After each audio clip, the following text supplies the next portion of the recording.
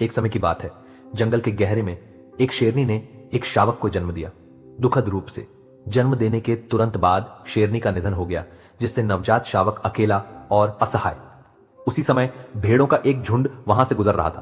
भ्रमित और असहाय शावक ने आराम की तलाश में झुंड से जुड़ गया और उनके साथ चलने लगा।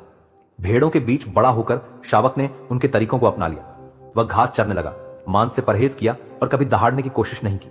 भेड़ों से घिरा हुआ उसने विश्वास करना शुरू कर दिया कि वह उनमें से एक है। उनके साथ समय के साथ शेर का बच्चा एक युवा शेर में बदल गया, लेकिन अभी भी यह मानता रहा कि वह बस एक और भेड़ है। एक दिन एक बूढ़े शेर ने झुंड के बीच युवा शेर को देखा। आश्चर्यचकित और जिज्ञासु होकर बूढ़े शेर ने जांच करने का निर्णय लिया। सच्चाई का पता लगाने के लिए उसने भेड़ों पर धावा बोला, जिससे वे डर के मारे बिखर गए।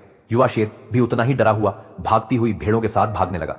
बूढ़ा शेर जल्दी से कांपते हुए युवा शेर तक पहुंचा, जो गिड़गिड़ाते हुए कहा, कृपया मुझे चोट मत पहुंचाओ, मैं तो बस एक भेड़ हूं। बूढ़े शेर ने समझते हुए क्या हुआ था धीरे से कहा, तुम भेड़ नहीं हो, आओ मेरे साथ। उसने युवा शेर को पास की नदी तक ले जाकर पानी में अपनी परछाई देखने के लिए प्रेरित किया। पहली बार युवा शेर ने अपने असली रूप को देखा, एक शक्तिशाली शाही शेर। उस पल सच्चाई स्पष्ट हो गई। ये एक भेड़ नहीं बल्कि एक शेर था। इस नई जागरूकता के साथ युवा शेर ने एक गड़गड़ाहट वाली दहाड़ लगाई जो जंगल में गूंज उठी। पहली बार उसने उस ताकत और शक्ति को महसूस किया जो हमेशा से उसके भीतर थी।